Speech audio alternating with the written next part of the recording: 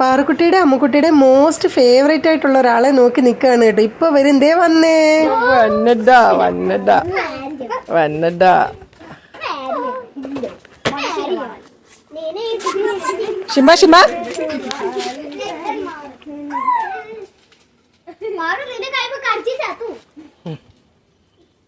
അയ്യോ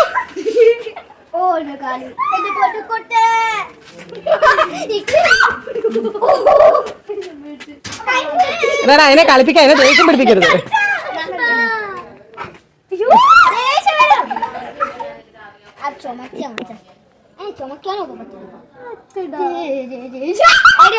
അതിന്റെ ഇവിടെ ഇങ്ങനെ